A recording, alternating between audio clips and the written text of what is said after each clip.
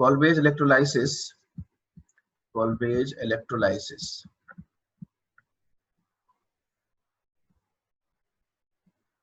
This is a very important reaction in the sense this is used to form alkanes.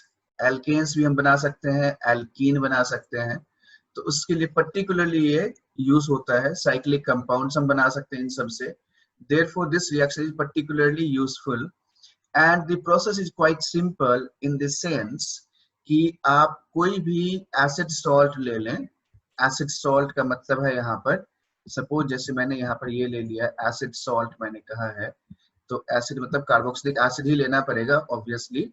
So suppose एक छोटा सा example ले लेते हैं CH3 C double bond O minus और Na+. ये ले लिया हमने. जब आपने CH3 COO माइनस Na+ ले लिया तो इसका जब हम लोग इलेक्ट्रोलाइसिस कराते हैं तो इलेक्ट्रोलाइसिस में हमें पता है कि एनोड होता है, कैथोड होता है, और एनोड पर ऑक्सीडेशन होता है, और ऑक्सीडेशन का मतलब है लॉस ऑफ इलेक्ट्रॉन, और लॉस ऑफ इलेक्ट्रॉन क्या होगा, यानी we can write it in this way. At anode, आप इसको ऐसे याद रखें, at anode there is oxidation and oxidation itself is what? Loss of electron. और loss of electron करेगा कौन? जो इलेक्ट्रॉन रिच होगा वो करेगा या जो इलेक्ट्रॉन डेफिशिएंट होगा वो करेगा. तो डेफिनेटली जो इलेक्ट्रॉन रिच होता है वही इलेक्ट्रॉन को डोनेट कर पाएगा. तो इन दोनों ही आयंस में से इलेक्ट्रॉन रिच कौन सा है? ऑब्वियसली बात है कि यहाँ पर CH3 C double bond O minus जो है ये हमारा इलेक्ट्रॉन रिच है, तो इसलिए यही वाला जो पार्ट है हमारा ये वाला ऑक्सीडाइज होगा. And so this is electron rich, और इलेक्ट्रॉन रिच कौन सा हमारे पास है? वो है CH3 C double bond O minus. So effectively the reaction would be like this one, CH3 C double bond O minus है. अब जब हमने यहाँ पर O माइनस लिखा है तो आपको ये ध्यान रखना होगा कि यहाँ पर कितने इलेक्ट्रॉन है? ये 6 इलेक्ट्रॉन है और यहाँ पर एक माइनस चार्ज है. Now this is losing an electron. एक इलेक्ट्रॉन इसने लूज कर दिया तो ये क्या बन गया? CH3 C double bond O, और ये O डॉट बन गया बच्चा. यहाँ पे ये ध्यान रखना है, डबल बॉन्ड, ये लोन पेयर ये वाला आ गया यहाँ से. फिर एक और लोन पेयर हम लोग लिखेंगे यहाँ पर, one more lone pair is here, एक लोन पेयर यहाँ, एक लोन पेयर यहाँ, और एक इलेक्ट्रॉन चूंकि लूज कर चुका है सो दिस इज हियर प्लस एक इलेक्ट्रॉन. चार्ज हमेशा बैलेंस होना चाहिए, तो एक नेगेटिव इधर भी, एक इलेक्ट्रॉन है यानी नेगेटिव चार्ज बैलेंस हो गया. Now this is your CH3COO यानी ऑक्सीजन फ्री रेडिकल है. डेफिनेटली ये ऑक्सीजन फ्री रेडिकल उतना ससेप्टेबल होगा, बहुत जल्दी वो ऐसे रह नहीं पाएगा, and therefore it is combining in this particular fashion. CH3 इसमें आगे सबके आगे 2 लगा देता हूँ मैं ताकि आपके समझने में आपको आसानी होगी. COO यहाँ से, ये वाला यहाँ पर है, ये वाला यहाँ पर है. अब इसमें से क्या हुआ? ये वाला गया इस साइड, रेडिकल के लिए हम लोग ये वाला एरो यूज करते हैं, और यहाँ से एक इलेक्ट्रॉन आ गया यहाँ पर. सो these two will make what? यहाँ पे क्या बन जाएगा? Therefore this would be making, ये एरो को थोड़ा सा मैं ऐसे के बजाय हमें इसको ऐसे लिखना चाहिए था. And so let's make it like this. This goes here. यहाँ पर जाना चाहिए था, so that यहाँ दोनों इलेक्ट्रॉन मिल करके एक डबल बॉन्ड फॉर्म कर लेगा. And therefore यहाँ से क्या बन गया? CH3 डॉट बना प्लस CO2 गैस इवॉल्व हुआ. And therefore we have called, इसको हमने क्या नाम दिया है? इसीलिए इसका नाम हमने दे रखा है डीकार्बोक्सिलेशन रिएक्शन. इसलिए इसका नाम है decarboxylation, because in this case this has lost CO2 gas, यहाँ पर इसने लूज किया है, and therefore we are saying this is decarboxylation reaction है ये वाला. And so we have got this CH3 dot बना. अब देखो बच्चों यहाँ पर ये CH3 डॉट है तो हमने यहाँ पर इसलिए 2 लिखा था, आपको समझ में आ रहा होगा कि हमने ये 2 क्यों लिखा. अब ये 2 यहाँ पर है, फिर यही वाला 2 यहाँ पर भी आएगा, ये 2 यहाँ भी आएगा, तो ये CH3 dot plus CH3 dot मिलके क्या बन जाएगा? So here what we are getting is this is CH3 मिलकर के इथेन बन जाएगा. So we have got CH3 CH3 and ethane is the product. ये बन गया हमारे पास. And so from that we can write here this is what this electrolysis reaction is. अब इसके बाद जो हमने यहाँ तो ये एनोड पे लिख लिया, अब कैथोड पे क्या होगा। सो सिमिलरली जब आप कैथोड की बात करते हैं, सो आई होप यू रिमेम्बर कि एक्टिव मेटल का कभी भी डिपोजिशन नहीं होता है, यानी एक्वस सॉल्यूशन में, in aqueous solution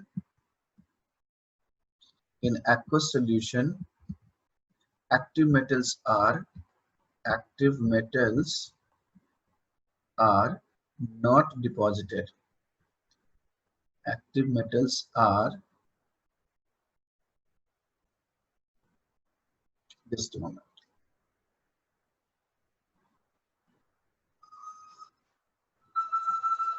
silent for all please.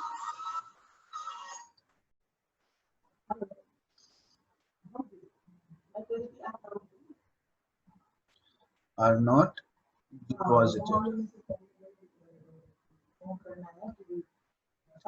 Active metals में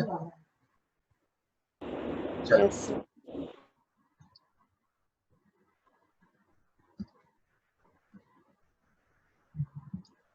So here we can see ये मिथाइल मिलके क्या बन गया।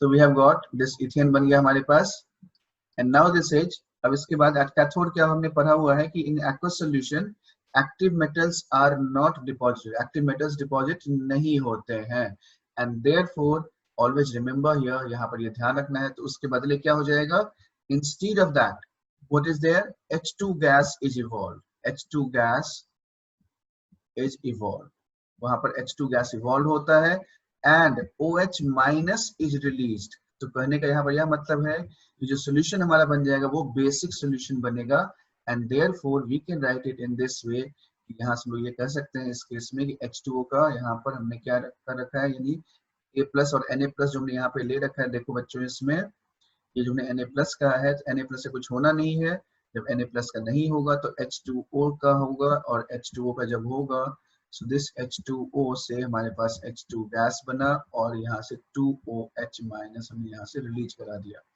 and therefore we can say this is your 2H2O लिख लिया हमने यहाँ पर, और ये H2 plus 2OH minus, तो यहाँ पर क्या आ जाएगा, how many, this is 2 electron.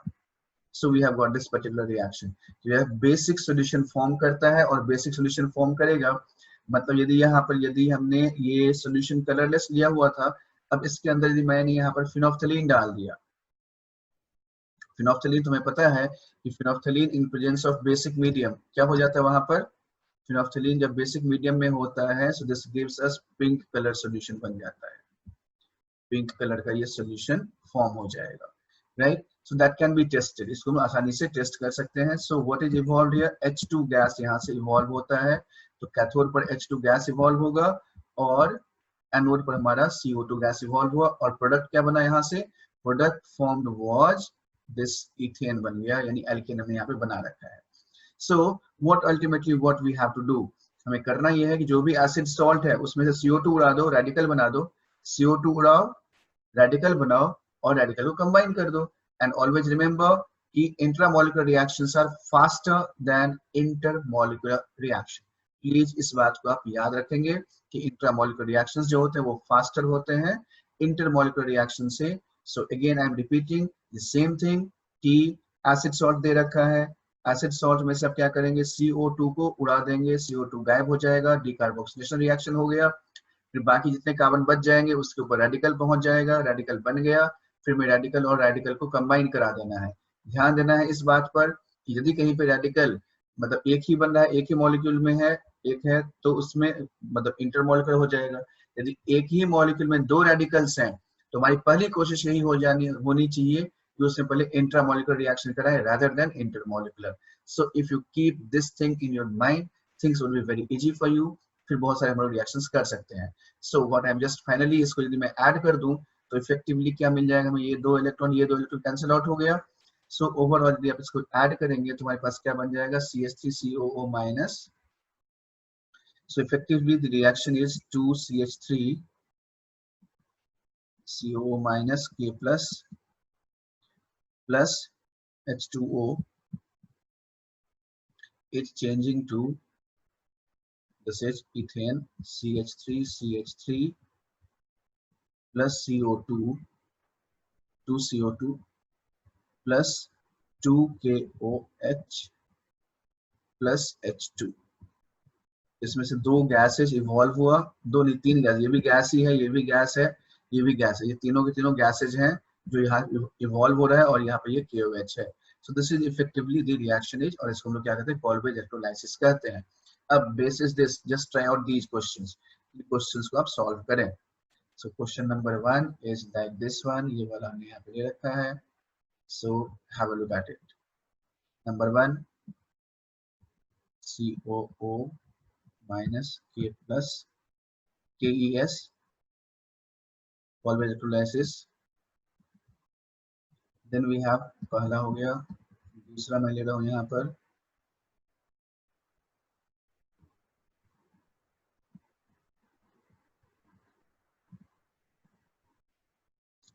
तीसरा,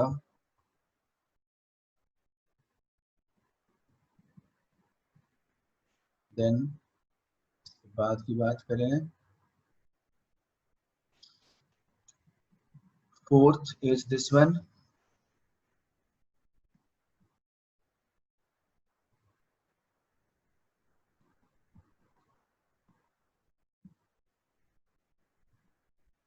fifth is this one,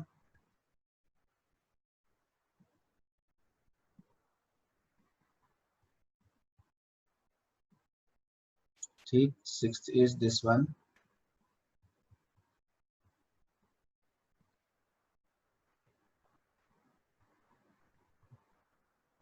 just try it out, इन क्वेश्चंस को आप सॉल्व करें and let's see.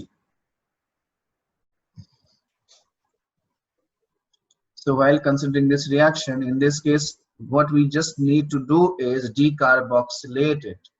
CO2 को रिमूव करना है, CO2 को रिमूव कर दिया, रेडिकल जनरेट किया, दोनों को जोड़ देना है। Intramolecular reactions are faster than intermolecular reactions and therefore we have got what, यहाँ पे 3 कार्बन था, CO2 निकल गया तो 2 कार्बन बचा, 2 कार्बन का रेडिकल, 2 कार्बन का रेडिकल दोनों को ज्वाइन कर दिया तो ये वाला बन गया butane. In this case COOK यहाँ से जाएगा, यहाँ से जाएगा, दोनों चला गया यहाँ से, तो ये रेडिकल ऐसे बन गया।